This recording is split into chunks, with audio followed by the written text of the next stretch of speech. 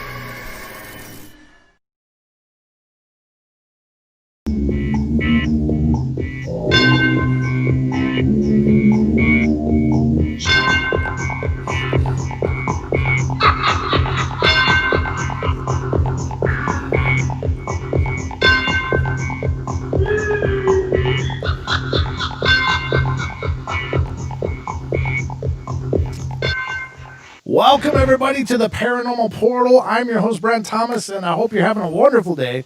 Happy Saturday. I hope you're having a great weekend. And I hope the weather's beautiful and the world is a lighter, brighter place for you. We are having a good day. I think we are. It's been an okay day, I guess.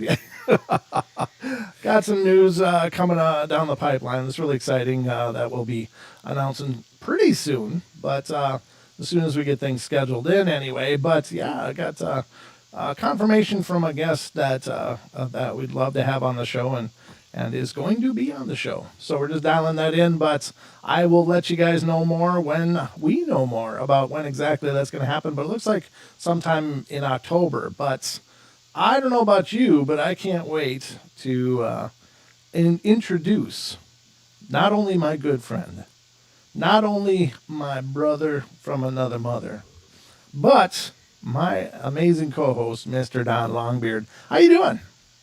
That was kind of an epic introduction, Don. You can't just go on that, right? Can't waffle on that one. No, you got to come in. You got to come in with the same energy, like, hey. Okay, well, that's it. Hey, that's awesome. Thank you, Brent. I just love being here with you, and this is so sappy, it's stupid. Are you kidding? That was just so much energy. I was feeling it. Cut. Let's try that again. Okay. Take number 4. Wait, this is only 2. Number 4. Yeah. Okay. Let's cut ahead. We're just gonna jump in. Farm says, Don, we love you. Smile for us. There's your smile, Farm. Grinning from ear to ear. Yeah, it's all good. It's Saturday, isn't it? It is Saturday, and as it's Saturday, this is our 2 hours of paranormal fun, and we've got quite a bucket of chum for you guys to throw into the water and see what we can drag up from the depths of the Paranormal Portal. But lots of great stories. Hey, information. Check your OBS for 2 microphones on. 2? Yeah, because they're saying, yep. There 2 it audio. is. Yep. Wait a minute. Yep. Were you guys getting an echo? Yeah, Wow. they were getting an echo, double audio. Yeah. There you go, ladies and gentlemen. Sorry about that. Here, how's that? But it's like double the fun. You get to hear my jokes twice. Oh, God. That's Worse always yet, a good you thing. get to listen to me twice. Yeah, exactly. You get double the Paranormal Portal with an echo, ladies and gentlemen. They call it the paranoid portal. Double the fun. Thank you very much. Thank you. But we are, we're all happy to bring you the best show we know how to bring you. And of course, as it's, the portal, we'll have the phone lines open and ready for you if you have some reason to call in that is paranormal related. You can call in to 720-923-0500. Again, 720-923-0500. 0500 for your number for fun. That's the number for fun. Thank you. Took my line. Dang it. I only get to use that once a night, Don. Yeah, once a night, every night except Monday and Tuesday. Yeah, that's, kind of special to me. Oh, boy. All right. Anyway, but Those are my favorite words. those are my favorite ones. Don, Dang it. go to your corner. Oh, you're in it. Never mind. All right, ladies and gentlemen. So we got a bunch of stuff to unveil and to deal with tonight. Some news, some weirdness, some Bigfoot stuff, and we're going to cruise through the night and hopefully have a good time. Mm-hmm. And I hope you guys have a good time here with us. Anything else? Think I should let them know about the... No? Should I wait? Yeah, wait until it's firm. Okay, I'll wait till it's... Yeah. Well, we have... wait till it's firm. Sorry. All right. What were you going to say? Tofu. Tofu. Tofu is firm. It's good. No, it's not. No, it's not. Horrible stuff. I used to like it until I turned it into a woman. That explains it. If the portal thing doesn't work out for you, you can always do the circus. You and your extra batch of estrogen. Oh, boy. Yeah, well, Cha-Cha likes tofu. That's nice. Yeah, Yeah, she's... A lot of people do. Yeah. Tofu sucks, Farm says. Yep. And, have to let us know what you guys think of tofu. But I just can't get real excited about it. I've tried. I used to like it. Until I learned what it does to you. Well, I don't even care what it does for you. It tastes like you're chewing on, like, mud. It has, like, no flavor. And you haven't had good tofu. No, apparently not, because I think it sucks. That's like kimchi. He hasn't had good kimchi either. That's not good stuff either. I mean, it is for many people. God love you. Stuff, yeah. I just don't like it much. A bowl of rice, you're good to go. Well, there you go. Lots of probiotics, right, Farm? And Don, you'll be like a huge source of natural gas after that one. Wow. But anyway, we are going to start out. Where are we going to start out? I guess I should start out with this one. Two-Man Tim. How are you? Haven't seen you in a while. Two-Man Tim. Yeah. All right. Welcome, Two-Man Tim. Good to see you, and good to see all of you guys. Thank you all for coming in. And the crowd will continue to grow. Jesus, that's not something I need to see. Look at that. What the hell is that? I don't know. And yes, I have like 5 gallons of sauerkraut making right now. Oh yeah, well no, that's kind of I'm talking about that Q-tip, ladies and gentlemen. I don't need to see those that, of you on YouTube. I'm going to show you exactly what I started laughing about. Check out this beautiful advertisement over here on the right page. Oh my god! It's like, either that came out of a jar of peanut butter, or somebody should probably use Q-tips a hell of a lot more. That is just gross. Maybe they should just jam it all the way in. Oh God. Well, that brings us to the first article we're going to cover tonight, ladies and gentlemen. How to easily remove earwax. No, actually, we're not going to go that way. I've thought about it, but no. Okay. We're going to talk. Apparently, there was a huge elephant die-off that was happening in Africa. Right, yeah. And apparently, they think they've solved why, which is cool because that was absolutely tragic. Yep. And it's kind of paranormal because nobody knew what the hell was going on. These things were just dropping. So I haven't even read this. So we're going to figure out what the solution is here. Apparently, over 350 elephants died, though. Hundreds of elephants have been mysteriously dying in Botswana, and scientists have finally figured out why. Earlier this year, the unexplained death of hundreds of elephants in the swamps of Okavango Delta in Botswana, southern Africa, left experts scratching their heads. The county is home to a large number of savanna elephants, over 130,000 individuals, which amounts to approximately 1/3 of the remaining population in Africa. The fact that the animals were found with their tusks intact suggested something other than poaching was responsible. Right. However, the possibility that someone had poisoned the animals couldn't be ruled out. Now, at last, the answer has been revealed. It turns out the elephants had died from ingesting toxins produced by cyanobacteria that can be found in watering holes.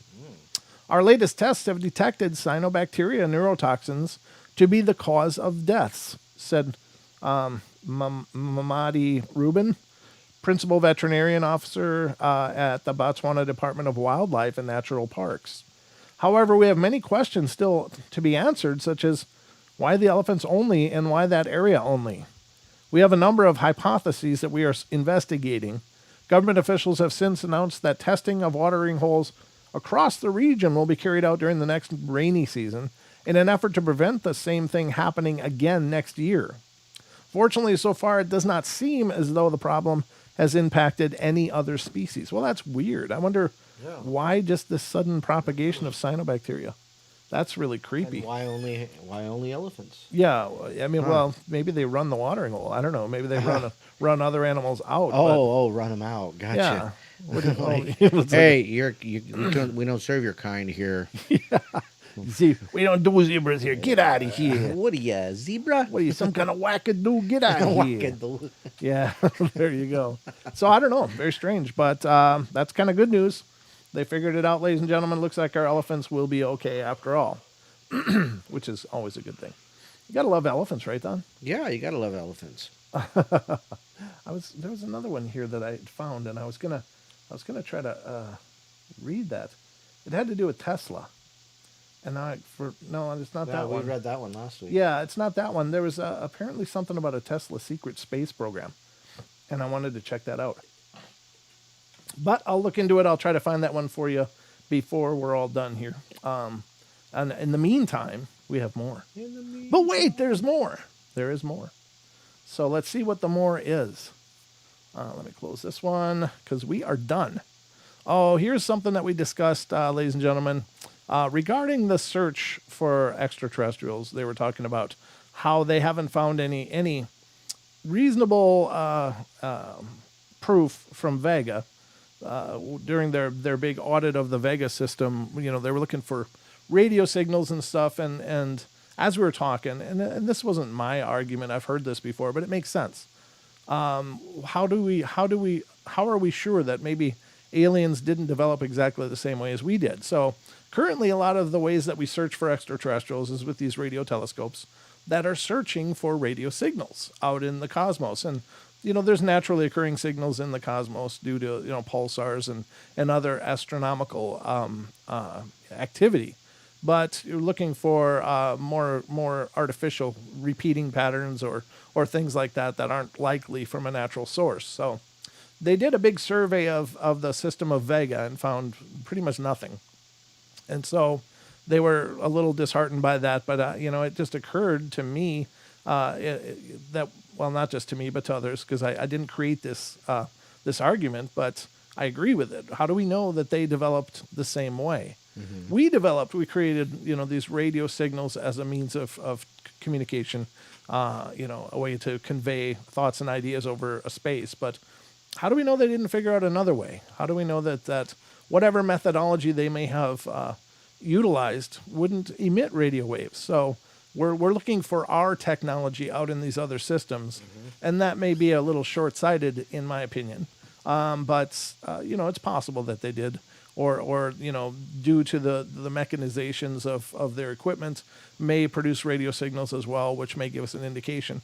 That may very well be, but I'm talking about just for communication purposes. But here's an article from unexplained-mysteries.com, and again, the same kind of principle. It's Finding ET. Do aliens even use radio signals? Ta-da! There you go. Let's see what it says. SETI's been searching for evidence of alien signals for decades. But what if we're using the wrong technology? The question of whether we are alone in the universe remains one of the biggest philosophical conundrums of our time. While it seems almost inconceivable that our civilization is alone in the cosmos, the fact still remains that we have yet to see any evidence to the contrary. The Fermi paradox, which highlights the contradiction between the likely existence of extraterrestrial civilizations and the fact that we still never encountered any, I disagree, but regardless, it's a scientific article, so whatever, seems to suggest that either there are no aliens out there or they are so rare that it's unlikely we would ever come across them. But what if the real problem is that we have yet to develop the necessary technology to pick up alien signals? What if intelligent aliens simply aren't using radio signals to communicate? According to a recent study published in the International Journal of Astrobiology, the greatest chance of detecting an extraterrestrial civilization is likely to be at the point when we discover a novel new form of communication and tune in, so to speak, for the first time. It would be the equivalent of someone with no knowledge of the outside world turning on a radio receiver for the first time and learning that the airwaves are literally teeming with signals. Perhaps in the future, someone will discover a whole new form of communication that makes sending messages over the vast distances of space more practical. Imagine that the inventor of that technology might pick up the first time they turn on their receiver. It could be that far from being devoid of life, the universe is teeming with signals from countless civilizations using a form of communication that we simply haven't invented yet. Such a discovery, if it were to make it, would surely revolutionize our view of the cosmos. You know what? I'll bet you it'll be some quantum form. And that's, yeah. Yep, I'll bet you it'll be some kind of quantum technology that will be unlocked because, you know, the problem with signals is that you have to wait for them to go where you need them to go. And when you're talking about space, when the speed of light takes, you know, minutes to get to us from the sun, or seconds, I don't know if it's seconds or minutes, but it takes a long time to get. But when you're talking about light years away, nobody's going to wait that long to get a signal to figure out what the hell to do. They're gonna make sure they have an instantaneous, and it could be something to do with quantum entanglement, like the ability to, you know, generate signals from one atom to another entangled atom on the other side of the cosmos, and you could very well have an instant form of communication, something like that. Because, you know, if you got to wait 50,000 years for you know, further instructions, you might be kind of screwed. Right. In fact, you're going to be screwed. So, Pretty much. yeah. So I think that we'll probably figure out some novel way to communicate through the quantum, the quanta, or, you know, through Entanglement. yeah, quanta is the stuff of quantum. Okay. So Nice. yeah, I think that's how it'll be. So once we unlock that, I bet you that's probably it. We're gonna realize that suddenly there's you know, like we got a new satellite dish and we got all these channels to pick from. You know, I think it'll be something like that. The problem with entanglement is you would need to have the same an entangled atom in both places, because if you had other entangled atoms with other entangled atoms, they wouldn't actually communicate. So I don't know. Maybe it wouldn't be possible to tap in that way. I'm not sure. But maybe we can figure out a way to eavesdrop through that. And that would be cool. That would be cool. But anyway. It'd be cool. Cool. That'd be cute and cool. That's what the Cool. K. Cool. So that's kind of cool. I'm glad to see that discussion is happening, because I think it's a great angle. It's like, we don't know what the hell they're doing. They could have figured out some way with plants to communicate on there, you know, like through the root system of Pheromones and right chemicals, spores. and, you know, at least within a global society they could have. I don't think that probably worked good with space, but unless you had entangled plants, quantum entangled plants, and that's like that's like the receiver and the transmitter. I don't know, ladies and gentlemen. I don't know. I just work here. So that's an interesting article. Did you like that one, Don? I did like that one, yes. Did you learn anything? Yes. Okay. Well, good. I hope everybody walks away with something. Because new. I agree. I don't think they're using something as slow and, you know, I mean, all it would take is one planet or one star to drive by and disrupt the signal, and it's gone. It's just that easy. Yep. Well, Farm says in the chat, he says maybe that's what the mind speak is for. Bigfoot and aliens we keep hearing about. That's a good point. Maybe that's utilizing some form of quantum energy. Maybe that's the secret to telepathy. That's a great point. And Andrew Finnerty said, "Oh wait, Brent, you say ruts and not roots." I say roots, don't I? Roots? I say ruts. Roots. Yeah, that's right. Roots. But I sometimes say roots. I don't know. It depends on my inflection at the time. I think It depends on if his Midwest kicks in or not. Yeah, it's kind of Midwest. You're right. Roots. I don't know. Yeah, I say like boat. You know, I mean, we're kind of like, Minnesota's kind of like Canada Light. You know? Canada Light. It is. A lot of the things are pronounced kind of similarly, although, they say like we say about, but they say about. About time you got here. About time you got here, eh? No offense, Barry. I love you guys up there. And Bomber, we love you. And anyone else that's up there that's listening right now. Bomber says a oot and a boot. Oot in a boot. Get out and go a boot. She was oot in a boot. She was oot in a boot. In a boat. Andrew Finity says, oot in a boot, in a boot. There you go. We need Neil deGrasse on here. Oh my God. Yeah. I don't think he's probably geared up to do a paranormal show. He'd sit there and make us all feel dumb. And I don't know. I like Neil deGrasse Tyson fine, but I don't agree with everything he says, obviously, but I don't listen to him that much either. I mean, he's a scientist, so as a scientist, he's going to be locked into that paradigm. That's just part of the deal. You know how he said he'd like to die? In singularity, being ripped apart, atom by atom by atom. Like, I don't even. Can you jump now, please? Yeah, just get a head start. Here, yeah. Here, then MUFON knows where there's a couple black holes. You'll be happy. And they can probably arrange transportation. Probably. No. I think he's a smart guy. He seems like a nice guy. He's a smart guy, yeah. But, anytime, when people are locked into a paradigm of thought, yep. It's a very rigid thing. Yep. And you can't really have, I'm not saying the man's not an independent thinker. He probably is. But on paper, publicly, he's always going to stick to the paradigm because that's his bread and butter. If he started talking about paranormal stuff and entertaining it or something like that, he'd probably find that his work schedule lightened up quite a bit. Because, they don't want that in the scientific community. I think what is he, an astro something? What is his classification? It deals with space. Bill the Science Guy. Oh, not him.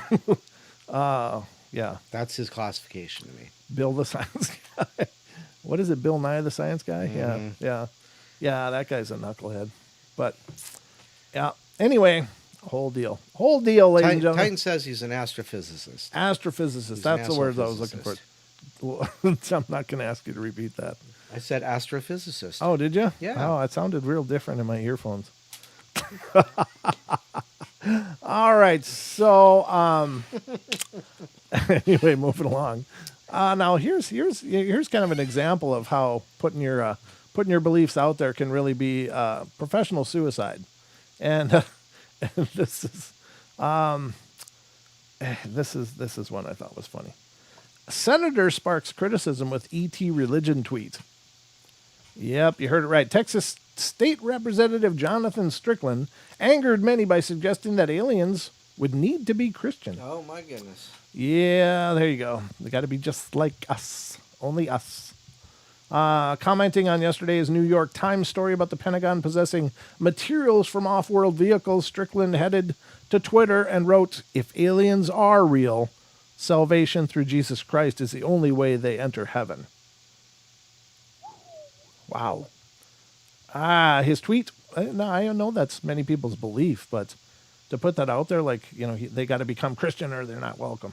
His tweet was met with considerable criticism and with users decidedly unimpressed with the assumption that an advanced extraterrestrial race from across the cosmos would adhere to the same religious beliefs and values as a subset of the human population here on Earth. Good point. With the question of what sort of religious beliefs aliens might have has been around for years. Certainly, it is plausible that intelligent beings from other worlds might have their own religions and belief systems shaped by factors specific to their circumstances. Some argue that an alien race capable of traveling the stars may have shunned all forms of religion entirely in favor of a philosophy based purely on science and perhaps even a higher understanding of the nature of the universe beyond that which we are currently able to perceive. It's also worth pondering what might happen if we were ever to meet an alien race. Would they try to impart their beliefs on us? Would religious leaders on Earth attempt to do the same to them? Of course. As things stand, we have no idea of the role religion might play on worlds beyond our own. And there's this tweet. If aliens are real, salvation through Jesus Christ is the only way they enter heaven. That's the Christian rules here for Christians. believe that or not. But there's many people here that don't buy into that either. So I think they can believe whatever the hell they want. You know, they made it across the stars. They're doing something right. I honestly think that I think that probably the more science progresses, the more it will reinforce a divine of some kind. Maybe not in the way that we envision it, but I think that there has to be a source, right? And I think that's, that source may very well be intelligent, but I don't think, that it has to be one way or another. I think that's, I don't know why I'm putting that out there, but I think to have that expectation that, well, they have to be this or that, it's that real unyielding, this is the only way thing that rigidity. What's that? The rigidity. Rigidity. Thank you. Yeah. That's a great word. Because I wasn't finding any words in my head. But yeah, it's that rigidity. Like, oh, they have to be like us or else. And, I don't know. I don't know. I can't believe that everyone's right and everyone's wrong. So perhaps a universal divine being is capable of being defined many ways. Just my thoughts. But anyway, believe what you want. This isn't the scope of the show. Let's take a look at the time here quickly, because I know we got to be getting close. Yes, 1 minute and 30 seconds from the first break, ladies and gentlemen. Now, if you're new to the show, you're going to find on Fridays and Saturdays that we have to take breaks. And I know some people are like, God, why are you wasting the time? You do breaks all the time. But we are actually simulcasting on other networks at this time. TFR Live, iHeartRadio, TuneIn, TalkStream Live. And there is a break schedule that they have. And so for us to stream live, simulcast our stream live, we kind of got to adhere to that. Otherwise, we'd be in two very different places with both versions of the show. So we just keep it all congruent, but we do put together video segments with some music, or else you can just, turn it down and wait till we come back in just a couple minutes. But the breaks are every half hour, just for those of you that are new. So I hope that you understand. Hey, Bam, good to see you. Bam's hanging out alone in TFR. Good to see you, brother. There's no telepathy signature to tap into. Oh, that's good. Quantum entanglement is immediate. Yeah, Bam's been talking to me, and I haven't been seeing it. Sorry about that, brother. But ladies and gentlemen, we're going to go to our first break, and we will be right back. So don't go away for more of the Paranormal Portal.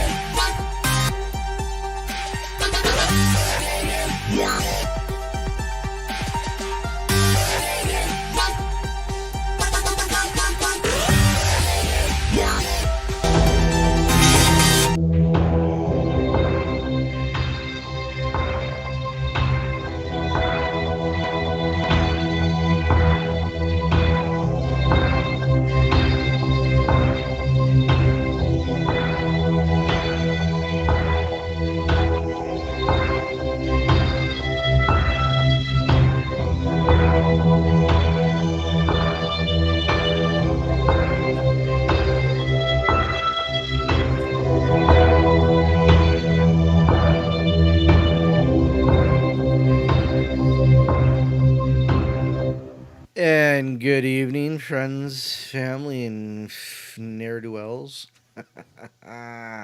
Welcome back to the second half hour of the Paranormal Portal. It's me, Captain Don. Got you back. Hey, let's do a roll call real quick in YouTube, see who all is paying attention tonight. We've got Andrew in there, Bomber, Cha-Cha, Chris Jarvis, Digger Dog, Lane, Kim Clark, Lindsay Bay, Nessie, hi Nessie, Paranormal Portal, Mr. That Guy Over There, Renee Drew, Ruger Ridge, Squatch Naka, Taco's here, Seeds is here, Titan, and of course Mr. Duke Sullivan of World Bigfoot Radio. So those are the ones that are chatting right now. So if you missed a shout out, tough luck, because you ain't talking. So there you go. Wow. Yeah. Excellent. Don's version of tough love. That's it. That's it. If you ain't hear your name, it's because you ain't talking. That's because you ain't talking. Hey, Paradox. Okay, Paradox just went out and came back in. So. All right. Well, that's excused. All right. Welcome back, everybody. We are gearing into the second half hour already. The time is flying. Cha-Cha, I always say your name. Cha-cha-cha-cha. It's just 2 steps forward. Oh, 2 Lucifer. steps back. Hey, Lucifer. Good to see you, Just brother. popped in, yep. Good to see you. Lucifer Morningstar. Of course, he is the leader of the underworld, as far as I understand it, but a hell of a guy, too. A hell of a guy. I see what you did there. Thank you very much. I'm here all night. Yeah, I did it. Absolutely. You know, Don, it sounds like those kind of things are planned, but honest to God, they just come out. I must be channeling somebody a lot smarter than me. So I don't know where they come from. I wouldn't have even noticed that if you hadn't just gone, see what you did. And I was like, what'd I do? What'd I do? What? Well, What that's like Titan said, "Hey, Don, good song reference there," and I was like, What'd I say? I spontaneously bust out in song. I can't help it. Yeah, we're all kind of random here, ladies and gentlemen. If you're new to the portal, you find out that this is live and unrehearsed and absolutely unscripted. So we don't know what's going to happen from 1 minute to the next, but we have a lot of fun doing it all the same. That's correct. Now, I just want to make sure to mention this. Following the Paranormal Portal, be sure to stick around and check out Paisley Wild. The spaces between, and tonight she's doing the heart chakra. She's been going through on Saturday nights and covering the chakras and done a hell of a job. And so you should check it out if you want to learn more about the chakras, and check out her back catalog for the other chakras if you are interested in learning about them. These are the 7 energy centers in our body that is part of our fundamental energetic makeup. So if your chakras are out of alignment or out of balance and stuff, you can get things. There's belief that can be a reason for disease, can be a reason for maladies and ailments and stuff. And so having balanced chakras is important. And doggone it, you just you look better when you're all lit up. So much better. When you're all lit up, you just look better. So kind of gives you that nice vibrant skin tone. Maybe, I don't know. I'm just saying, it could be. Why, you positively glow. Oh my God, Did you take a pregnancy test? You're positively radiant. Are you expecting? No, I'm not personally. I just look like I'm almost full term. Oh, God. Thank you. Oh, jeez. All right, so I think everybody has had this experience, and I think Being there's pregnant? maybe Pregnancy squares? maybe in one of our Scares? lifetimes. But I think it's actually I do think these are profound symbols that are given to us to notice. And what I'm talking about is repeating clock numbers. I often see different numbers just repeatedly. Like it'll depend on the day or maybe the week, but I'll just see like 333, 444, 555, and 1111 or 111, and many others, even 222. All of them, they pop up at one time or the other. And so I thought, I wonder if there's a significance to this. So I'm not learned of numerology, but I'm aware of it. And so I started Googling these number sequences, and I found out that there's many people that believe that they are significant and they could very well be messages to you. And that's why you're looking at them. So that's my belief. Believe what you want. But anytime I see those repeating numbers a couple of times, it's like, okay, what is this? And oddly enough, generally the messages seem timely. And again, believe what you want. That's always, the caveat for the show. But I'm just speaking of my own personal experience. And I know everybody has had that. I always see conversations. Man, I keep seeing 333. Or, and it's something about the repeating numbers. And so what I found out is that the numbers repeating is actually like a magnification, according to numerology or some of these systems of thought. So if you just see the number 7 7 all the time, well, that can be an amazing number. But if you saw 77 or 777, that is multiples, and so it's supposed to be more powerful or more potent, as it were, for the symbology. So, it can be really encouraging if you look into them and you see these number patterns and you find that. Now, this article isn't necessarily about that, but maybe. I haven't read it. But it's from unexplained-mysteries.com. It's talking about these repeating clock numbers. And, I really do think there's something to this, but let's get into the article and find out. This article is from the 6th of December, 2019 by Kathleen Meadows. And she said, about 40 years ago, my mom commented and asked my thoughts about the phenomena of having 3 of the same numbers appear on the clock. Seemingly every time she looked at it, she described an uncanny jolt at each sighting, especially once she noticed how often it seemed to happen. Ashamedly, I admit I mumbled something impassive with a shrugging hint that perhaps we could change the subject. I had no idea why this business with the clock had so ignited her imagination, and of course, this was before it started happening to me. After about the 5th or 6th time of observing this clock event, it seemed as though every time I glanced at the clock, it was reading 111 or 222 or 333, etc. And it happened so often that I just couldn't ignore it. Indeed, getting to a point where I was even expecting it. And then one day, inexplicably, it just stopped. Every once in a while, a friend or a client would describe this clock sequencing happening to them, and naturally, because I am a spiritual advisor, they hoped to garner some wisdom into the mystery.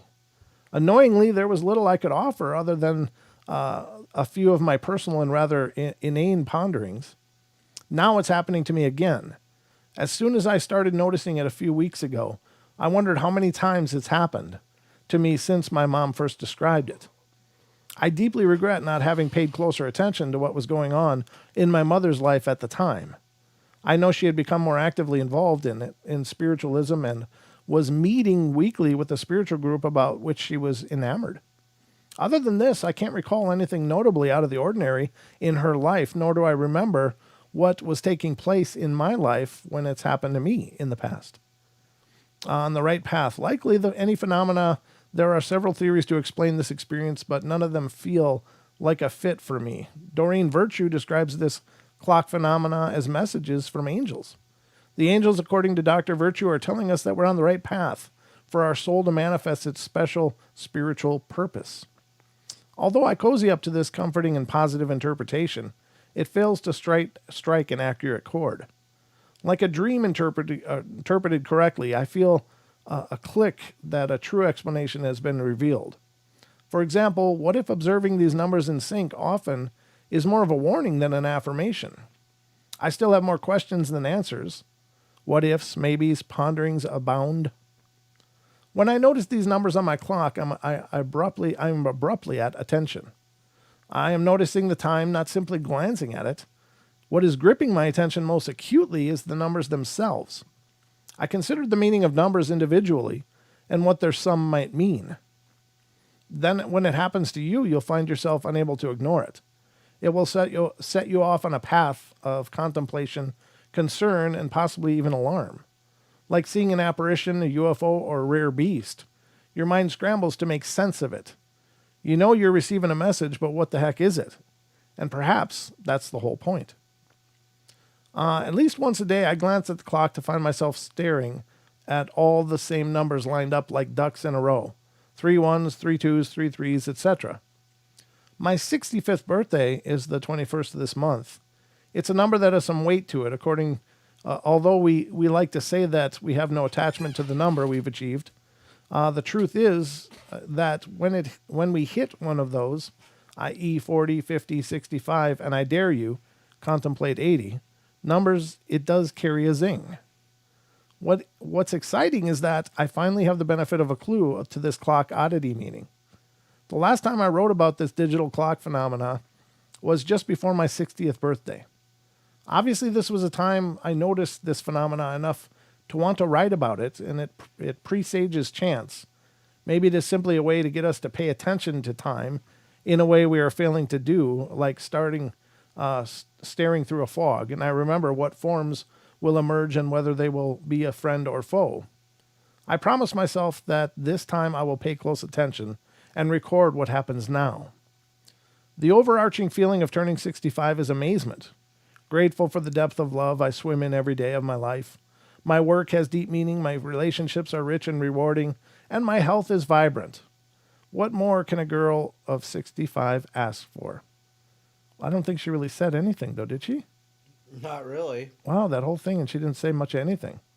She's pondering things, and I'm not disparaging the person. I was just hoping that she had some insight into what the numbers actually mean. Yeah, exactly. Because I really think it is. I think it is.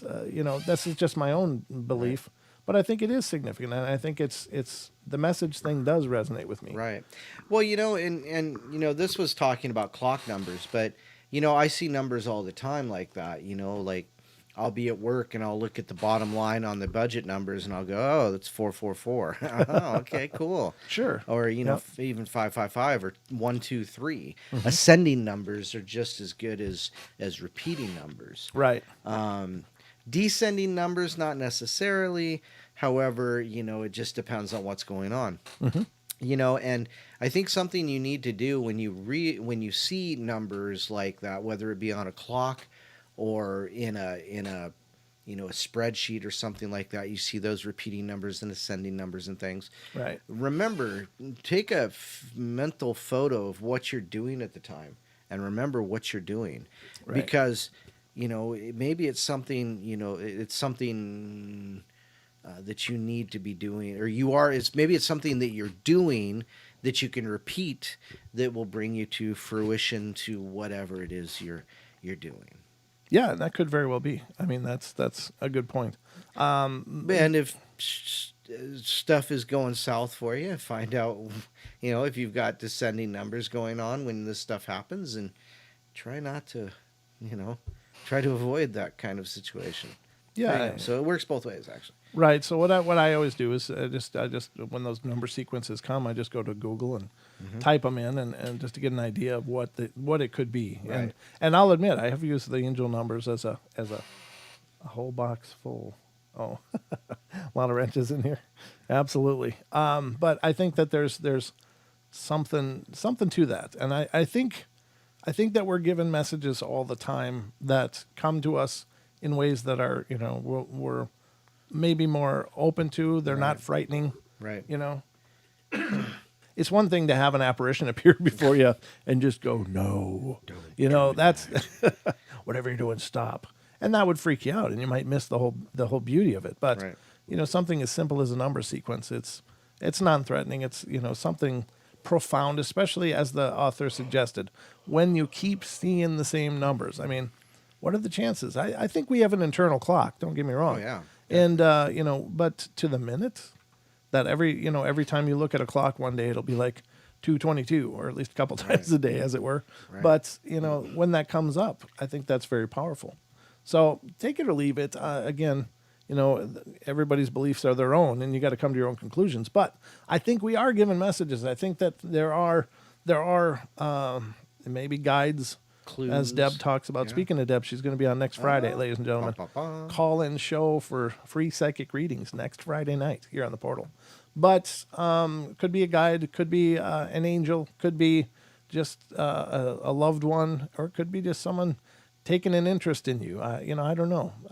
The secrets. I can't even think today. Secret admirer. Secret Santa. A secret Santa. I brought you the number 2 today. Oh. Yeah, I mean. That doesn't sound good. But things like, like the ones that I like to see are like 444 and 555 because Right. those are really positive according to the charts. It's like, yeah, everything's going the way it should be. Things are really manifesting around you. You're on the right path. And it's like, oh, yes. Right. Right. And maybe it's probably silly to some of you out there. And granted, that's not lost on me. I'm not I'm not completely removed from the silliness of it. But what if? What if? And so I always live my life in the what ifs because that's way funner.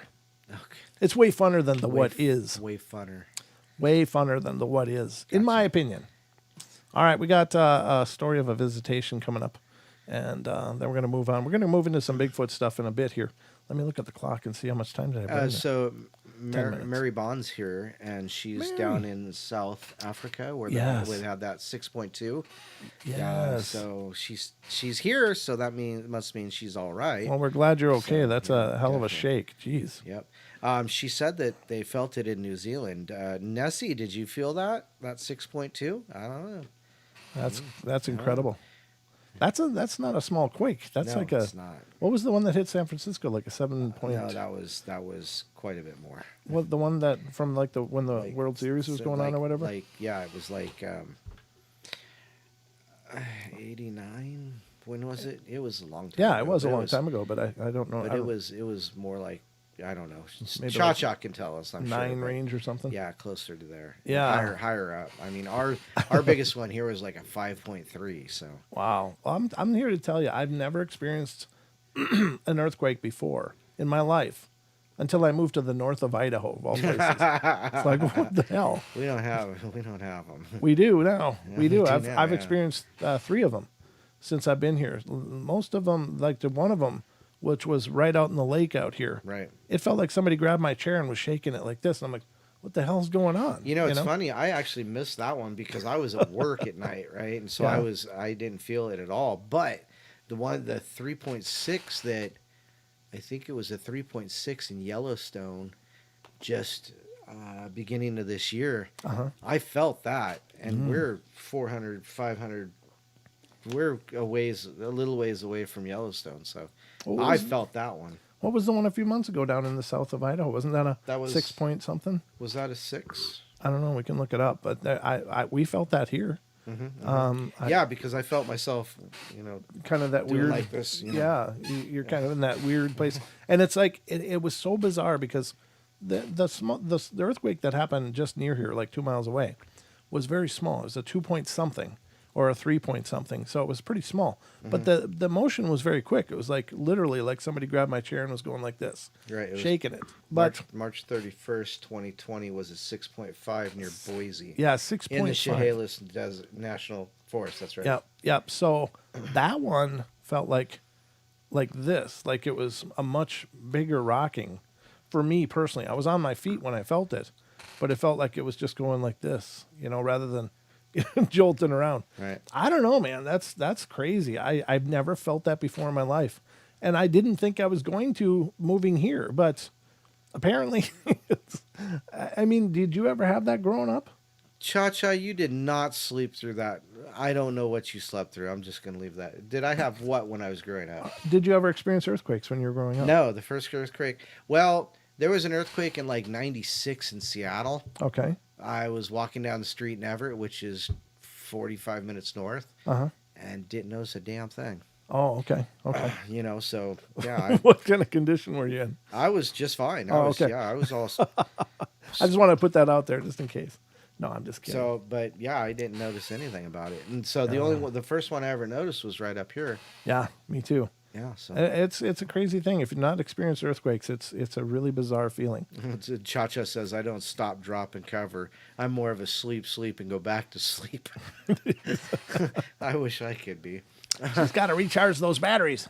Yep. She needs all that beauty sleep, I suppose. Well, I think I do. Yeah. I do too, and so do you, Don. I know. I got these You do. bags on my eyes. Looks like I'm taking a trip every day. Got a full set of luggage. That's right. All right. Well, here's an encounter story, and this is more of a spiritual encounter. We're going to get into the Bigfoot stuff here shortly, ladies and gentlemen. Taco, I do have old bones. Yeah, well, yeah, they're getting older every day. Ah. So this is a Grim Reaper-like visitation. And this is, again, unexplainedmysteries.com. And let me put it up on screen for those of you on YouTube. Hi, Nikki. Nikki's in the TFR chat, it looks like. Hi, Nikki. Good to see you, my lady. Hope you're doing good. And it's a pleasure following you tonight. And Bam's still in there. Bam says he gets 11:11 every day, at least one of the 2 times, AM and PM. Wow. Yeah, I should look it up. See what if there's any. I don't know if you believe in that or not, but I think it's just kind of fun to look those things up, see if it applies. Maybe something in that applies to you, or is a good omen of something. I mean, I got the 8-ball here too, and I got Deb on speed dial, so I'm all set. You're covered. You're covered. Grim Reaper like visitation. Hoping it's the right place to post this, looking for any insight or advice to help me make sense of my experience. So, I've always had unusual, unexplainable occurrences happen throughout my life. I apparently told my parents as a young child that there were people sitting on my bed all the time. I have a very strong ability to read negative vibes from a person, almost automatic. That's the empathy. I sense things before they happen, almost weekly. I have events while trying to sleep occur, such as my bed being shook, my pillow being ripped out from under my head, Yeah. and I awake to these feelings of someone laying beside me or someone sitting on the edge of my bed. But these things have never instilled any type of fear in me. Never. I've always remained feeling safe, annoyed maybe, but safe.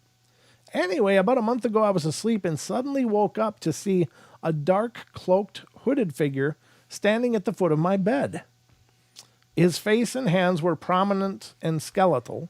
He said nothing, took a step backwards into my curtains, and almost immediately dissipated. Well, I was terrified. I jumped out of bed, turned on the lights and TV, and I was shaking. I've never had experienced or an encounter that made me feel fearful until now. I did all the Googling I could and tried to understand it. Kind of forgot about it until last night. I was asleep, I think. But I remember clear as day hearing a male voice say, "Open your eyes." Repeated 3 times.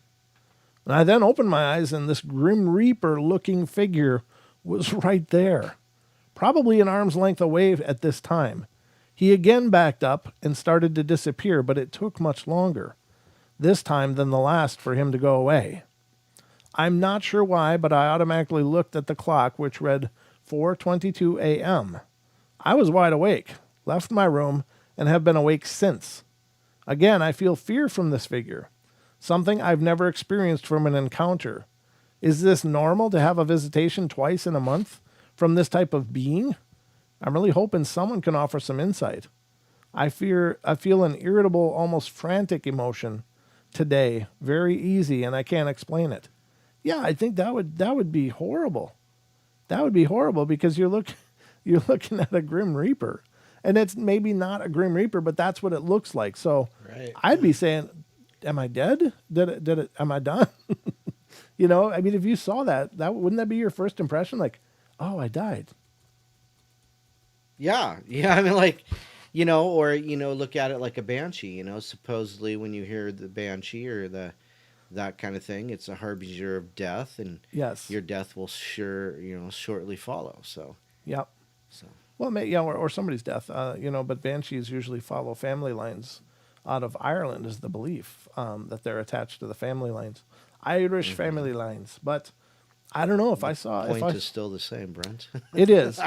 Well, I mean, it can be about someone else's death, though, Right, too. right. I mean, it can foretell of someone else's death in that's your what- family. That's what I guess I was meaning. But what? Nothing. Oh. All right. Anyway, we'll get the semantics cleared up. We're both meaning something. I think that's a horrible thing to see. And if you feel scared, I think you need to get help. Having these things visit, I don't know what the hell they are. Yeah, that'd be kind of creepy then. Yeah, it really would. Now, I do believe spirits can appear however they want, so it could be just something, really trying to get a razz out of this person. I don't know, posted by Curious33, so I guess they're still curious. I'm curious too. I'd like to know if more came out of this. It says comments 11. What are people saying? I'm just curious now. Blah, blah, blah, blah, blah. I fondly remember a presence as a child all the way through young adulthood. Fondly remember? That's what it says. All right. Yep. The unique thing about this is that there was this overwhelming sense of calm and something in my head saying, "This is your grandfather, making sure you're okay." Well, that's a beautiful visit, yeah. It could be dark in the room, except I'd feel someone sit on the edge of my bed. Then they'd get up and leave. I immediately feel relieved of anything plaguing my anxious boy thoughts at the time. Boy, I sure could use that these days. Writing that made me cry. Aw, that's cool. Yeah, I mean, to have those visitations is amazing. It sounds like you are above the normal in psychic sensitivity from all the stories and theories I heard. Seems likely the so-called Grim Reaper thing is something many have seen and perhaps exists as an archetype. And there we go, ladies and gentlemen. We're at the hour break. We'll be right back in just a couple minutes, so don't go away. Number 2. We'll get into some Bigfoot on the other side. There you go. Be right back.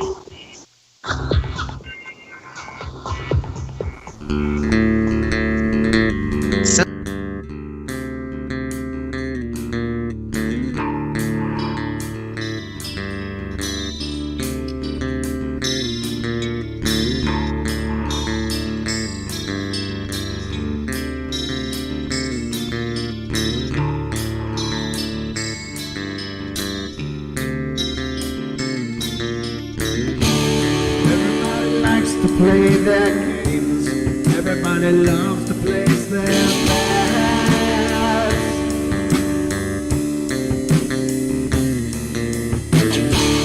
They don't understand the price I paid. They don't care to comprehend.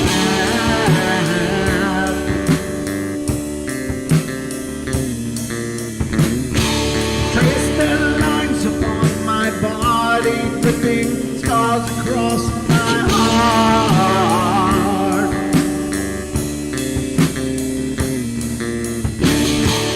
Raging anger pours inside me as their lies keep falling apart.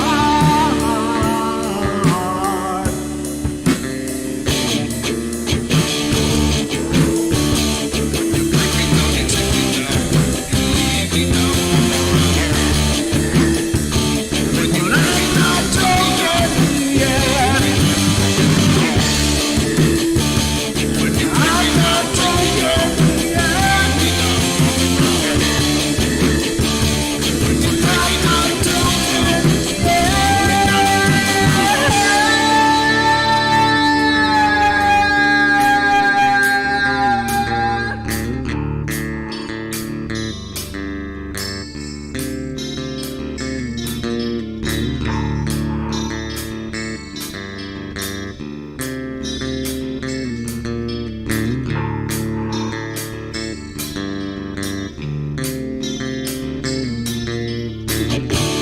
I am finished with my silence. I am not a stupid boy.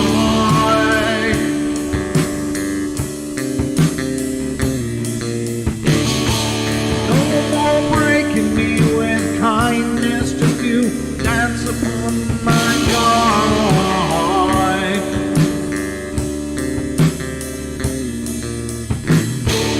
Leading me with empty promise. You're just another fucking gas.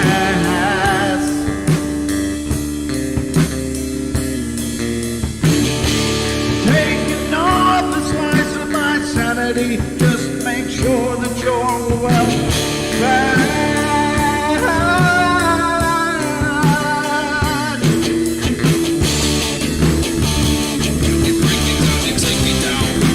I'm not wrong yet. I'm not joking yet. I'm not joking yet. I'm not joking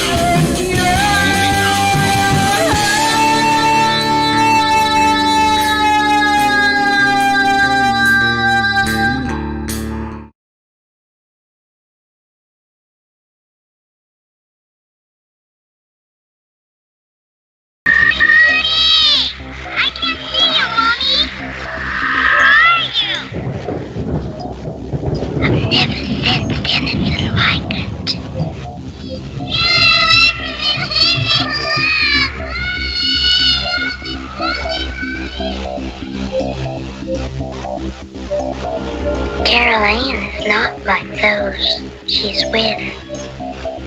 They're attracted to the one thing about her that is different from themselves. Her life force. It is very strong.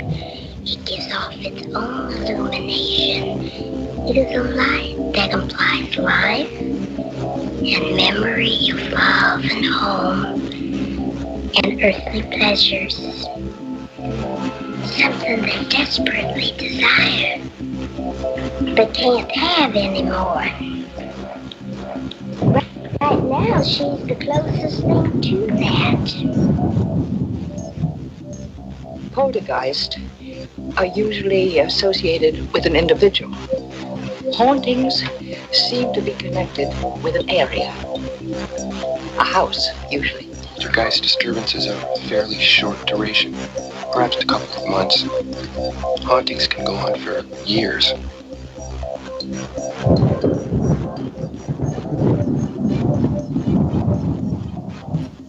Ladies and gentlemen, welcome back to the Paranormal Portal. We are into hour number 2 now.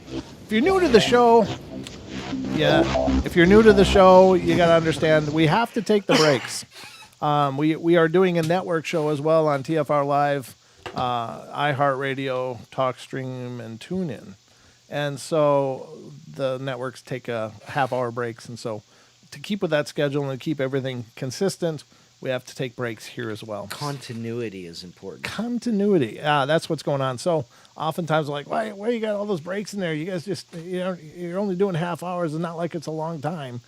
It's like, well, we're doing half hours because we have to. So that's the reason for the break sequences that you'll see as you're watching the live stream and on the replays as well. Now on the replays, I could edit those out, but then you lose all the chat. Then the chat has always been a big part of our show. It's like the third co-host. All you chatters out there are like the third co-host in many ways. Sometimes I just want you to shut the hell up. But I love y'all. But we love you. So in order for me to edit the video and remove those breaks so that it's just one piece of talking, then we would lose that whole chat element, which I think is a big part of what we're doing. Our community has always been a big part of our show. So I didn't want to erase that. It just feels like removing some of the beauty of what goes on here in the portal. So you guys have a great community out there in the chat. I can't take any credit for that because you guys have made it your home, and thank you for that. We're honored that you're here, and we're honored that you take part in the chat and take part in the shows.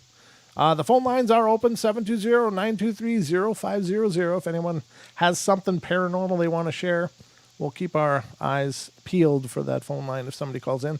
But otherwise, just sit back and relax because we got lots more coming your way. I know we do, right, Don? Yes. That's what I'm thinking. So I want to talk about, this is kind of a cryptid thing. It's not real long. It's coming from animalien.com, and it's talking about Phantom Beast, the thing on Cameron Street. Now, I've never heard of this before, so I'm kind of curious. On Cameron's Street or Cameron Street? Cameron Street. Okay. No S, apparently. No S, okay. So I'm going to put it up on screen here for those of you on YouTube. You can see it, but I'm going to read it for those of you that are just listening. The story of the thing on Cameron Street comes from Linda Godfrey's excellent book, Real Wolfmen. True Encounters in Modern America. Godfrey is well known for her work dealing with the Wisconsin most famous cryptid, the Beast of Bray Road. While no one knows what the Beast of Bray Road really is, it is most often believed to be a physical creature. The thing on Cameron Street, while sharing a very similar appearance with the Bray Road Beast, seems to be more of a phantom beast. Cameron Street is located in the northern Wisconsin town of Eau Claire, an area with no shortage of paranormal strangeness. That's where my ex-wife was from. I would concur. No, I'm just kidding. Oh, boy. She's a good person. The report received by Godfrey occurred in 2003. A man renting an apartment from a friend woke at about 2:30 p.m. The man noticed nothing unusual and went to use the bathroom, and it was when he exited the bathroom that things got real strange. As he walked out the door, he was confronted by an over 6-foot-tall, wolf-headed nightmare. My God, right out of the bathroom? Oh, shit. No. He might have to go back. The thing was all black. Its skin appeared wet or oily. It had no visible hair. Its wolf-like head had yellow eyes, fangs, and pointed ears. The man also noted the thing had sharp claws, a well-muscled body, and appeared to weigh about 300 pounds. The terrified man, who said he thought the thing was going to kill him, reached for a baseball bat, and just then the wolf thing turned its head to the side and vanished. Oh. Perhaps it was just a waking hallucination, but 5 years later, another man, unknown to the first, had a similar encounter. The second man also lived near Cameron Street, but his wolf creature appeared outside of his home. The man walked out of his home near dusk and saw a creature identical to the one reported 5 years earlier. It was standing between the man's truck and garage. It moved about quickly, reminding the man of a ninja. Then it simply vanished and was never seen again. Whatever the two Eau Claire men saw, it does point to the interesting possibility that reports of the Bray Road beast, Bigfoot, giant birds, and countless other bizarre creatures may not be physical creatures at all. Unfortunately, if that is the case, it doesn't bring us any closer to understanding what they really are. Not a bit. Now that's interesting. I'd never heard of these two stories. Again, you know, when we have a chance, we'll have to ask Linda those questions, because it is. I mean, it sounds more spiritually based. Now, something like this almost makes you wonder if this wasn't some kind of a dark tulpa of some kind that was sent to these people. You know, it can be done possibly through esoteric or occultist measures. Right. More dark, obviously, but sending terrifying beasts to torment people is absolutely horrible. But I don't know. That's what I was thinking as I was reading this. I was like, well, I wonder if somebody doesn't like them, and could be sending things like this to them. That would suck.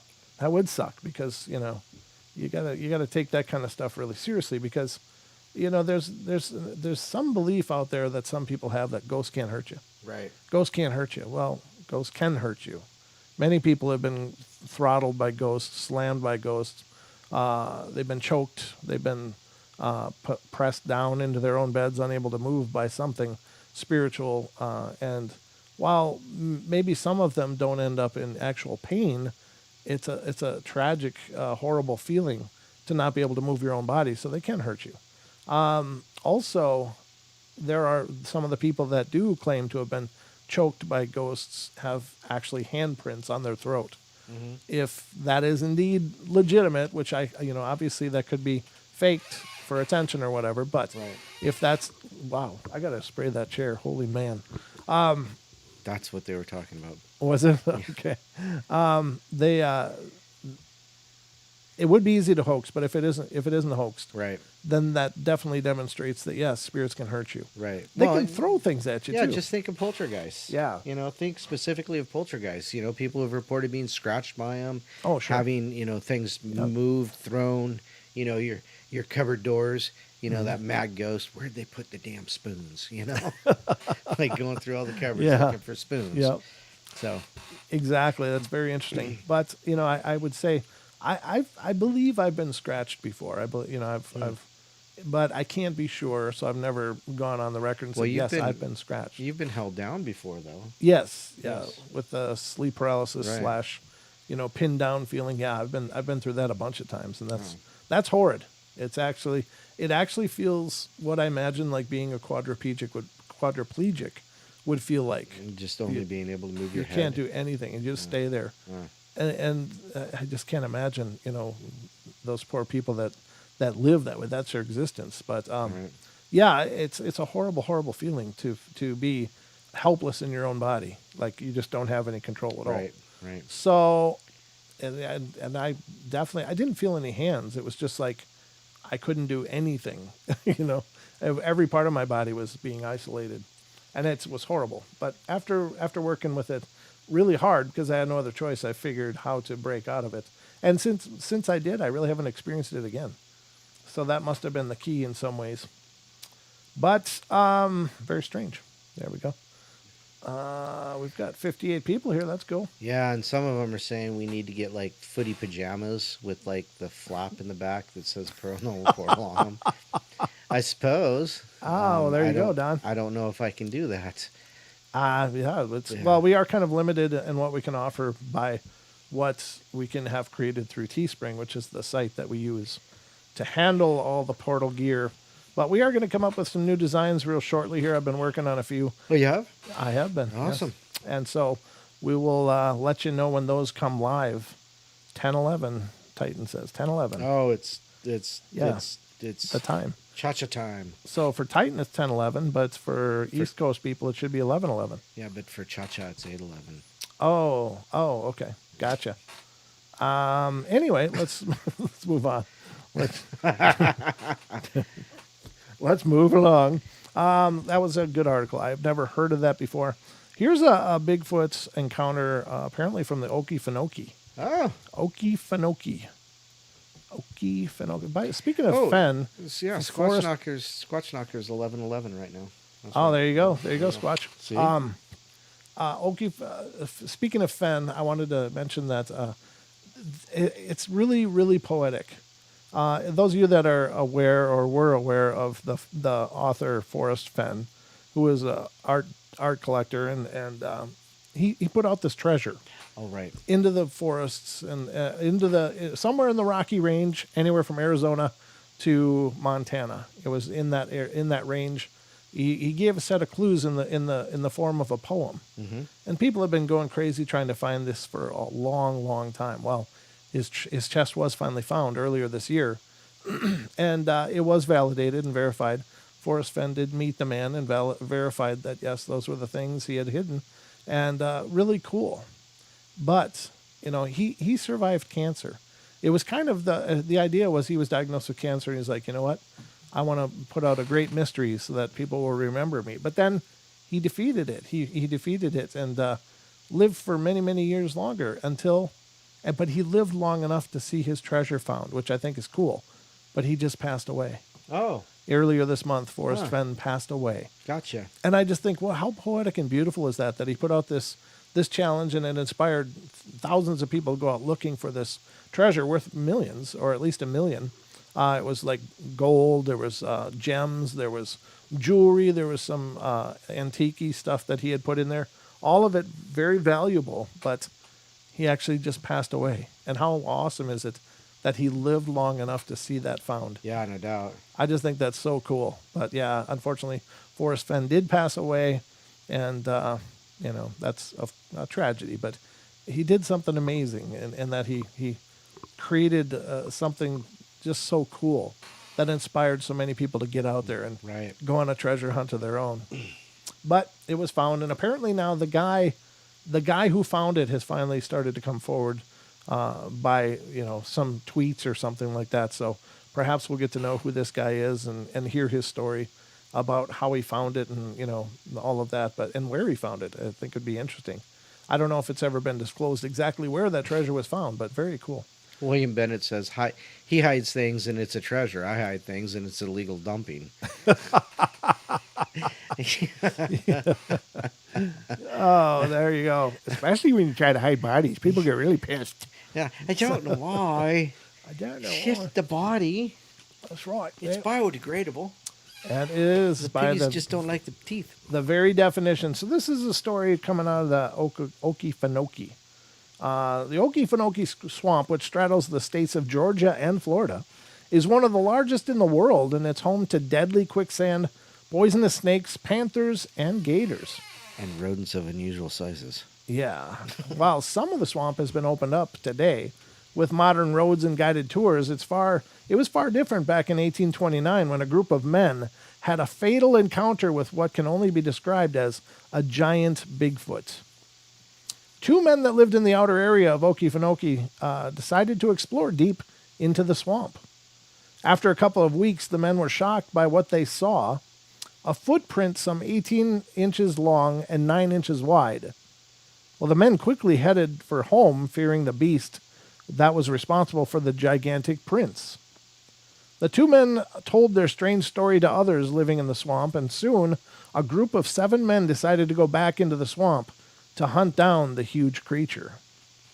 After a couple of weeks, the group was on the spot where the 2 men found the giant print. It was still there.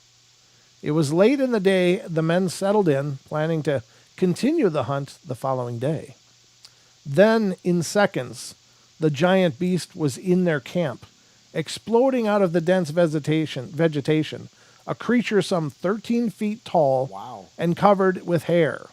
The men grabbed their weapons and opened fire, and although wounded, the creature continued on and attacked the men. 5 of the 7 men were killed. The creature then collapsed, mortally wounded, as the 2 survivors looked on the dying beast let out terrifying screams. The 2 men, fearing the screams could attract more of the creatures, fled the area, leaving their fallen fellow hunters behind. The truth of this report can never be known. It may have been written for entertainment purposes, but if true, it is one of the earliest written reports of an encounter with a Bigfoot-type creature by non-Native American. The story first appeared in the Milledgeville, Georgia Statesman on January of 1829. Wow. That's wild. Did you hear that humming noise or whatever? No? Okay. Maybe not. Okay. I heard something. I'm not sure if it was the minion or not, but I was just curious. But there you go, ladies and gentlemen. 1829, this story was out there. Is it real or not? I don't know. They don't know. But if it was, that is pretty profound. And my God, how horrible would that be? These guys were firing on this thing, and it was tearing them apart. That doesn't give any details. In fact, there's a real lack of detail that you would expect from such a story, but it's really kind of generally glossed over. But I don't know. There's no comments on it, is there? No. There's no comments or anything that I can go into to see if there's more to this story. But I'd be curious because I'm sure this is a quick gloss over of the story. And there's more to this that could be found, but I guess that'll have to be something I look for. If any of you out there find more of this story, please send it to me at paranormalportalradio@gmail.com. I'd love to have more to bring you about this because it very well could be the first report. I mean, that would predate the Bauman incident up in Montana and any other stories that we have currently, which is cool because a lot of people like to say that Bigfoot was kind of created during the Jerry Crew finding footprints days, but I think obviously there's a history going well back beyond that. There's Native American, First Nations stories and legend that has survived going back hundreds of years, and then this may be the first early account by settlers. Now, a lot of people talk about the Leif Erikson as being possibly the first report of Bigfoot, but I'm pretty sure that's been debunked. That when people have gone back and looked over the originals and such, there was really no such passages that were apparently attributed to Leif Erikson. So again, I'll have to research that more carefully, but I'm pretty sure that claim has been debunked and didn't actually exist. So this could be the first. So that's pretty cool. I think it is. Nope, no close. Okay. So that's that article. That's our first taste of Bigfoot for the night. Now we're going to go to 1965 story. 1965. That's right, Don. 1965. Wow. Say it again. 1965. Hallelujah. May I have a witness? All right, let's go into 1965. We're going to go in the Wayback Machine. Can I get a witness? I want to have one. I don't want to get one. I need a witness and a clue. I just need a good alibi. Don was here the whole time. I swear it. All right, so this is coming from 1965. Animalien.com reports. This article is from 2018, September 15th, by Anonymous or Animalien.com. So it's one of their staff articles. So in 1965, Bigfoot attacks a woman. In 1965, news outlets around the United States reported on a very strange story from Monroe County, Michigan. A massive, hairy creature had reportedly attacked 17-year-old Christina von Acker as she and her mother Ruth Owens sat in their car. The story remains an interesting case, however, if for no other reason, it claims actual physical contact between a human and their ever-elusive Bigfoot. The Van Acker Bigfoot encounter occurred on the evening of August the 13th, when Van Acker was driving herself and her mother towards their home. Neither of them apparently saw anything at first. They just felt a bump. Then Van Acker stopped the car. She was immediately grabbed by, as Ruth Owens stated, a huge hairy hand. The Bigfoot creature was about 7 feet tall with shaggy black hair, weighed an estimated 400 pounds, smelled moldy, and growled like a mad dog. Did Aria's monster have itchy feet? What the hell is that? I don't know, some article. But anyway, the hairy beast grabbed Van Acker by the hair and slammed her head into the car door. Van Acker passed out. Ruth Owens, seeing that there was nothing she could do, ran from the car to get help. Wow. When Owens returned with others, the beast was gone. Christina Van Acker, however, did not come out of the attack unscathed. Van Acker had minor scratches, a headache, and a black eye. There were similar Bigfoot reports from Michigan at the same approximate time. None of the other reports, however, included physical contact with the Bigfoot, leaving Christina Van Acker as the only person known to have gotten a black eye from a Bigfoot. Oh, wow. Oh, man. Wow, that's horrible. It must have been horrible. At probably- least it stopped there, though. I mean, you know, obviously could have very easily just ended her world. Yeah, true. So I guess it did actually show restraint. It's kind of like Bigfoot had road rage, you know? Yeah, no doubt. Why you didn't see me? What? I was standing right there. He left the house in a huff, you know, taking some time out from Miss Patty. Yeah. 'Cause Patty was being a real tool that day, so we got out for a walk. She wouldn't make him a sandwich. Yeah, there was no sandwiches. Nope. There you go, ladies and gentlemen. I don't know. Again, another story that seems like it would have more context, but I guess that's enough. They hit it obviously, but I don't know that they rolled over it. I mean, was it laying on the road or what the hell? Or maybe it was that as they drove past, he reached out and thumped the car. Yeah, that could be. Because it just says a thump. It doesn't say, Right. you know, where. Yep. So maybe they got out to look to see if something ran into them and Yeah. snatched her up right there. Yep. Bear Grease says, we just had another report in Monroe, which seems odd. Oh. There are sparsely any woods or much of anything. Weird vibes, though, and blood-stained grounds. Uh-oh. Wow. Wow. Monroe is, this is Michigan again? Yeah, well, I'm going to assume that he's talking about, or Wow. you know, they're talking about, Beer Grease is talking about that. That's pretty wild, especially the blood. I wonder whose blood.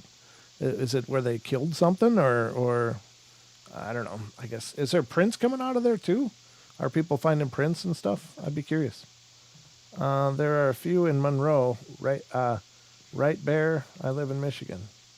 I Right Bear, live in Michigan. Huh. Very wild.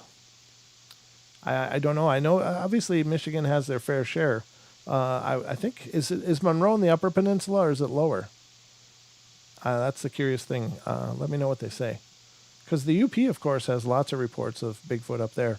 Mm-hmm. And dogmen, for that matter. The Michigan dogman, of course, is pretty famous over there. Bear Grease says lower. Lower, okay. Yeah, that's wild. Huh. Is that right near the Great Lakes? Like right near one of the Great Lakes? Southern, yeah, Rob says southern. Yep, okay. Huh. Near Yep. Toledo. Near Ohio. Toledo, Ohio border. Okay, so it's really south. Wow. Thank you for that update. That's really cool. Yeah, I'm sure there's lots of this stuff out there. Lots of this stuff going on, but it'd be neat to get a concerted, concerted research together and do that, to go look in those areas. I mean, I don't think we're obviously not geared towards that. No, but- hell no. Especially what after Duke just said. Michigan has googways too. Oh, Nope. geez. Ain't going. Nope. Yeah. The Dewey Lake Monster. Yeah, okay. Yeah, that puts it into context. It is surrounded by Great Lakes. That's true. But I was just wondering if it was along the coastline or where that was, because, yeah, I mean, they stick to waterways apparently. Right. What we understand is they stay near waterways and may very well use them for navigation, as I understand it. But very wild. We are close to break time, sir. Are we really? Okay. Yeah, it says 25 after. So. Wow. How the time flies, ladies and gentlemen. We are cruising through the night. We got a lot more Bigfoot stuff on the other side for the last half hour. We're going to get into some recent reports that are coming from the BFRO. We're going to look at those and talk about those. So we got a lot more yet to go. Only a half hour to do it, so we'll get as far as we can. But as you can see, the portal flies by, ladies and gentlemen. We are cooking through the night, but we'll come back after the break, go through some more Bigfoot, some Class A reports that are pretty recent. So those will be fun to see what's going on where, or at least where people are reporting. The thing is that there's so many reports that never get recorded. Right. Or there's so many experiences that people never tell anybody about. But I'm hoping that we're moving towards more openness about that because, man, the quicker we can get information out there, the quicker we can maybe get towards active investigating in time, to maybe see them while they're still in the areas. Because I do think they move around, but we'll be right back, ladies and gentlemen. Don't go away. Just a couple minutes. We got to pay the bills, and we'll be right back.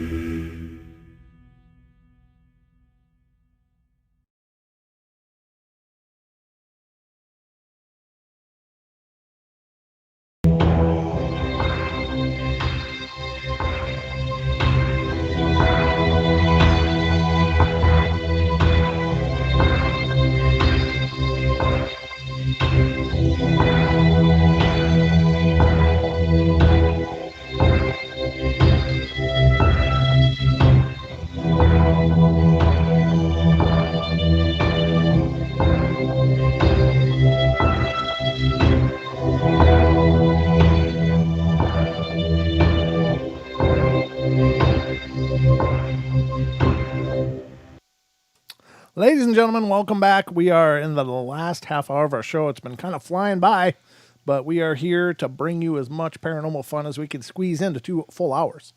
And I think we're succeeding. Don, you feel like we're succeeding? We're doing the best we can. We are doing the best we can. Absolutely. Which means we're succeeding. Yes. We're succeeding. We only have 1 thumbs down. Woo! How many ups do we have? 51? 52. I see 52 and 65. Oh, okay. So Well, we need more because like 52 and 65 is like 12 apart, 13 apart.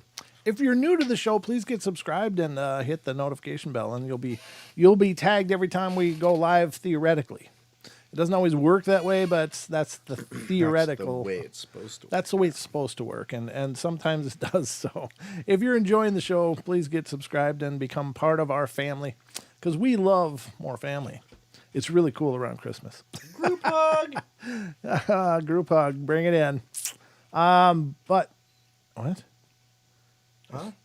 Are they hearing us? Because I see Cha-Cha said I hear nothing, but we are making sound. Yep. Yeah, Okay. They're hearing us. All right.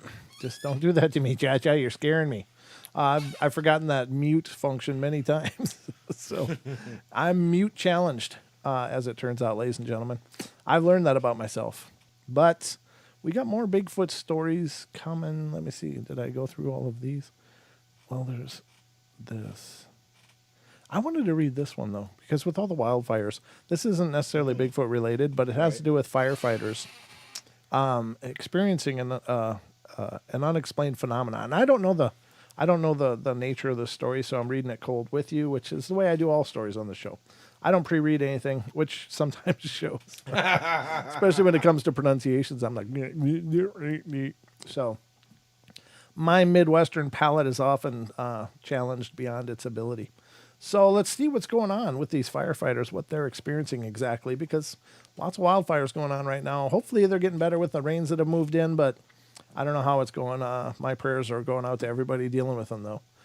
It was really smoky here, even though we didn't have any fires directly near us. Just there was about an hour away was the closest one that I'm aware of. But we got all the smoke, so it was just it looked like there was a fog all the time for many days, if not a week. And it's just finally getting better now. So this is Argentine firefighters faced an unexplained phenomena during a call in the province of Santa Fe, reports the Daily Star.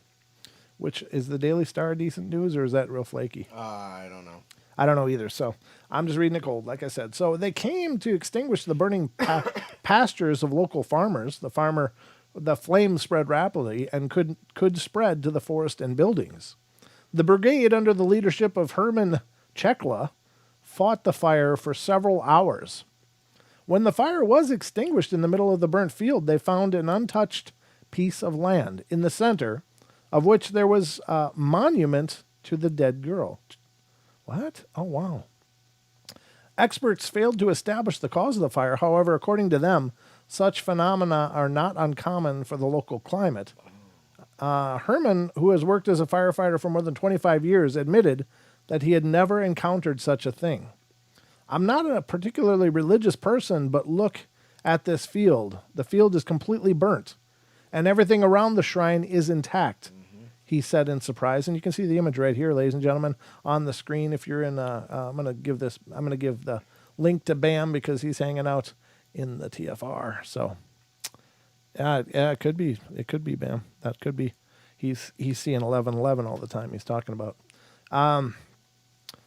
He said he's not a religious person, but look at this field. Everything around it is burnt, but everything around the shrine is intact. And it is, but, there's it looks like a couple of islands around these trees, doesn't it? It does, yeah. But it doesn't look like, for here, that could be just that the grass didn't grow long enough to really burn up under the shade of the trees, or it wasn't as dry. It may have been greener under the shade of these trees, so it didn't dry out in the sun as the other grass did. But this looks like it's kind of wide open from the context that we have. It turns out that a memorial was erected by a local resident, Hugo, in memory of his 13-year-old daughter who crashed in 1997 in a car accident. In his opinion, the shrine survived only because his daughter was not forgotten. There's a huge flame, but the fire did not touch this place. This is impressive. I believe and know God has taken care of my shrine. This proves that God is here, concluded the Argentine. Yeah, it's a beautiful thing. That's a very beautiful thing. And, things like this I'm sure many people could throw 100 theories as to why it was missed that have nothing to do with spirituality or being paranormal. But isn't it beautiful to think that it was spiritual and paranormal? It would be interesting, to it would be more pleasing, yes, Yeah. to think that, because nobody's forgotten her, Mm-hmm. and that and that's the protection that was around that, so she wouldn't be forgotten. Yeah. So Yeah. it's cool. I think it's cool. Yeah.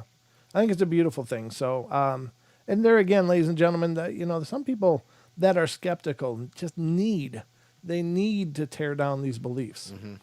But what is the harm of people believing something like Yeah, this? there's nothing. There's no reason. Yeah, exactly. All it does is reinforce that there's good and there's something beautiful and divine going on, and why some people need to try to take that away. Mm-hmm. I just don't understand. It's just never going to be good to try to take away somebody's faith or their hope, Mm-hmm. But that's nobody did in this case, but I'm sure people have.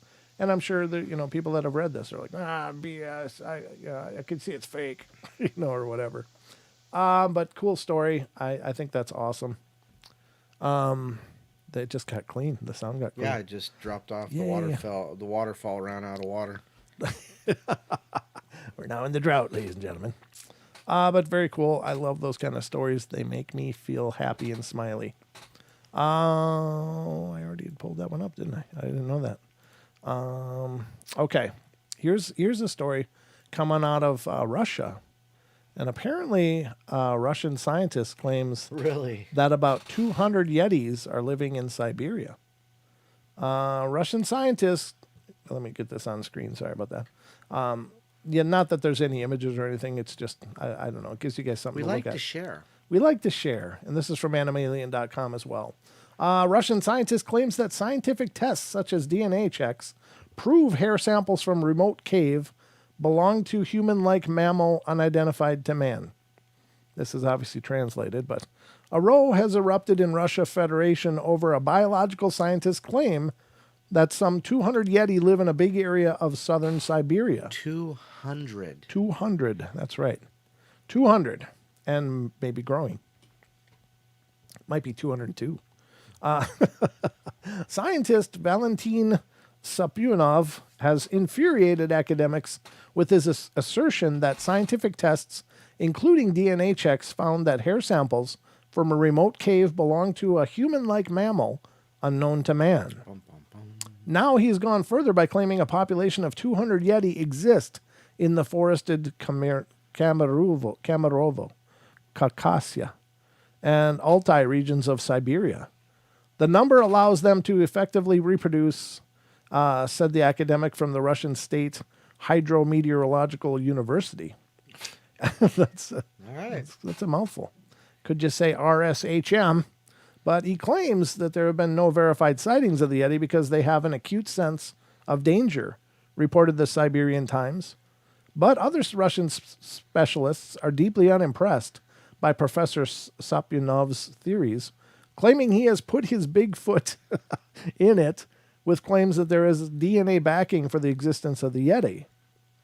Far from finding the abominable snowman, his scientific claims on the subject amount to abominable lies. Ooh. Wow, that's just cutthroat. Oleg Pugachev, director of the Zoological Institute of Russian Academy of Science, told the state-run newspaper Rossiyskaya Gazeta. This institute was one of three where Professor Sapunov claimed the Yeti hair found a year ago was tested. Huh. So he claims the hair was tested, but the director is saying he's full of it. I don't know. That is a pretty bold claim to make. None have ever been seen, but he's saying there's 200 here. How do you get to that math? I don't know. That's what I don't know either. That's really weird. Very, very weird. It's not exactly like he got tracking collars on him, right? He's got his own Yeah, squad. exactly. He's got trained Yetis ready to move, ready to spring into action. Do not call me into question. Don't call my honor into question. Do not make me summon the Yeti. Deity. The Yeti. Do not, comrade. There you go. I don't know, but it's a claim that's out there, ladies and Wow. gentlemen. I don't know. You know, I've heard numbers in North America like could be above 2,000, and I think it's way more than that personally. I heard somebody saying something about 200,000 the other day. I'm like, Oh, "You've really? gotta be joking me, right?" I don't know. There's only 300 and some million people, and that's having the whole run of the place. That we have, what, 350 million people in the U.S., something like that, roughly. But I don't think that I don't know. I guess. How many did you hear? 200,000? Yeah, 200,000. I guess maybe. I don't know. I mean, as prolific as they are, and as they're cited all over the place, you know, it may stand to reason. I don't know how 2,000 or more could make as many sightings. Now, granted, not every sighting is going to be completely accurate, but you know, if someone sees something really large and bipedal, you know, they could very well be right that they're seeing a Bigfoot or something. Right. So I don't know. I mean, I think that idea is cool, to be honest with you. I think 200,000 is great because I'd hate to think that they were just out there barely surviving. Right. I would love that they were thriving and doing just fine, and Duke says 200K worldwide. 200K worldwide. Yeah. Yeah, but even then, where are those numbers extrapolated? How can anybody make an assumption like that? Unless is it just due to the amount of sightings, and then to try to calculate the area they could possibly be? I guess maybe that would work to give you a rudimentary thought, but I don't think anybody could have a clue, But it's interesting. I love the idea. Don't get me wrong. I love the idea that there's lots of them. Hell, there could be millions of them, and I'd be thrilled.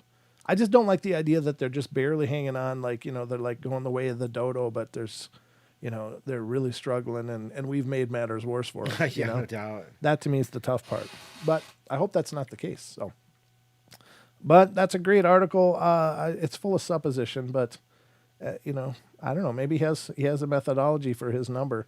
I think I don't know how much they're cited there. It doesn't sound like ever. But I don't know if there's anybody living in Siberia much outside of some tribal cultures that may live up there. Yeah, that's a good question. I don't think I've ever asked Bear about his estimates, but Duke says Bear estimates several hundred in the county he lives in based on sightings his group has had there. Well, that's, yeah. Yeah, I guess you can probably get a ballpark to some degree. They certainly can. One thing that I think is really it's hard for most people to get their head around is how much ground these things can cover. True. Yeah. They can walk miles in no time just because their strides are so aggressive, and they can traverse terrain that we would have to take hours to get over. They can traverse in moments. Yeah, we hear stories about, they covered 60 feet in 3 strides, and Yeah, that's exactly. a lot. That's a lot. And there's stories of them, just going right up sheer cliffs, just grabbing rocks and pulling and going, and it would take us hours We'd have to set rock the climb and lines belay exactly. and get through that, but they're just able to traverse that in no time. So I imagine they can travel so much faster, not only because their size and speed is greater, but because they don't have obstacles in the same way we have obstacles. Right. Like there's nothing that they encountered that they couldn't just traverse because they are so physically capable of it, far, far beyond anything we could imagine. Like literally like superhuman, like Spider-Man kind of stuff. Right. Well, like mountain goats. Yeah. Look at those little. They're like sheer cliff. If there's any, it doesn't even have.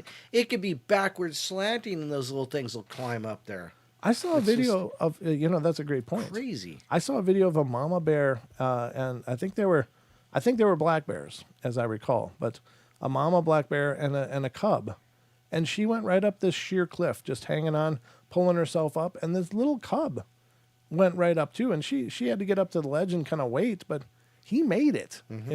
He had to figure out a few spots that were a little tricky, but I mean, he went up that, and I never would have thought in a million years that they'd be able to scale a cliff. but sure enough, it's on film. You can find it out there. Right. It's, this mama bear and a baby bear just going right up a sheer face. And so, and how much better, and that's with claws. They've got claws. Yeah. So how much would fingers and opposable thumbs be for traversing and grabbing on and propelling themselves over obstacles like that? I just think that they can do that. So they can move so much faster, so much quicker, and cover so much more ground than we can, because everywhere we go, we've got obstacles. So I think that they can push through billy goat brush. Yeah. We would have to machete our way through it, and they can just push through. They don't seem to be bothered by thorns and brambles and things like that. They just barrel through it like a bulldozer. So I think, I'm sure they're pretty absolutely impressive. And, Sure. And it's also kind of terrifying, because how would you ever get away? Where could you go that it couldn't get you? People are like, climb a tree. No, don't climb a tree. That'll be like the last thing you'll do. Yeah, that's exactly it, because you got nowhere to go except up or down. Yeah. And they have no trouble with trees at all. Nope. There's so many reports of them just grabbing onto trees and swinging away.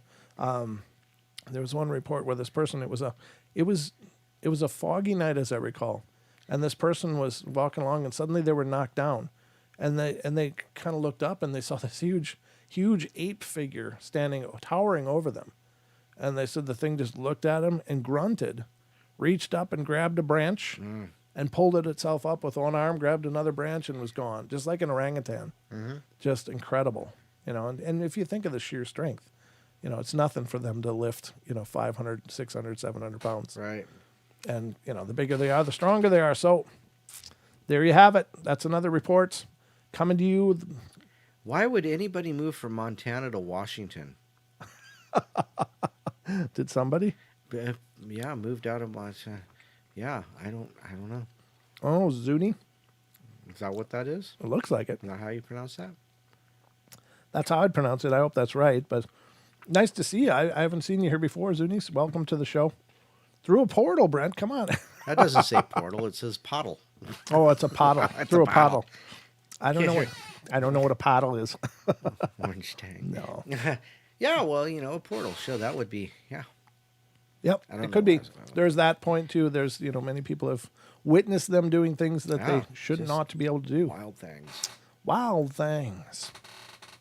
You make my squatch sing. I can only think of, what's his name, Sam Kinison, when I Oh, yeah. Yeah, he was hilarious. He was hilarious. Now, all right, we're going to move into some... Kylie, I'm from Seattle. Oh, cool. So Washington is awesome, I Don. know all about Washington. Welcome to the ocean. Hi, Kylie. Good to see you. I was born on the peninsula. I know You all about was. the island. Yeah, you're from that neck of the woods. The ocean. That's Don's Oh. old stomping grounds. Yep, and you can keep them now. We love all places. I'm of gonna course. wait. I'm gonna wait for the good quake, and then I'll have lakefront property here in Idaho.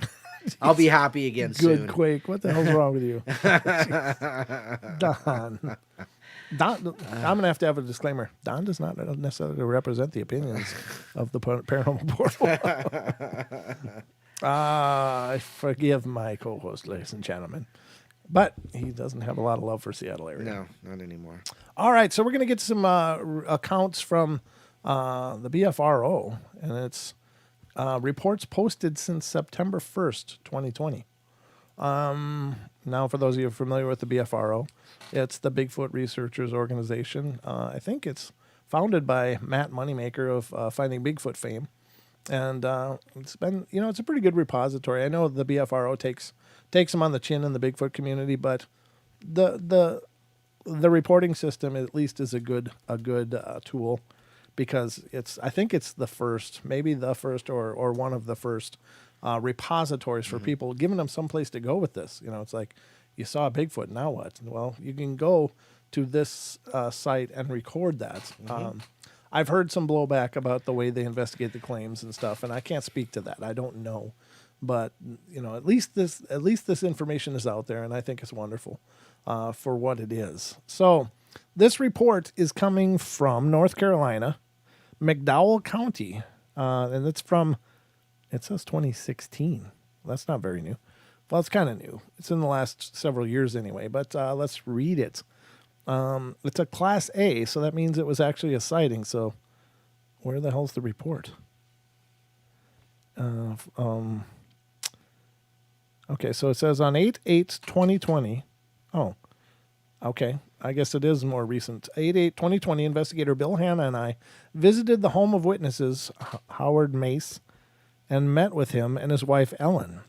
We found them to be credible witnesses. Their property parallels a railroad track and endless acres of forest rolling up a gradual hillside. They have heard whistles, whoops, howls, knocks, tree breaks, and grunting noises from the woods beyond the tracks. Excuse me. Ellen said that when she was picking herbs from her garden, she sensed being watched from above. When their grandkids visited and played in the backyard, they heard whoops and knocks from the woods. Howard is a coon hunter and has seen large footprints in the woods. One time he had a coon dog taken from him in those same woods, assumed killed and never found. Their daughter Julie saw an 8.5 foot estimated tall, hairy creature outside of her window looking in at her. I measured the window and it was 2 feet taller than Howard and me, and we're both over 6 feet tall. She saw amber-colored eyes. They smelled a dead garbage smell coming from the woods on numerous occasions.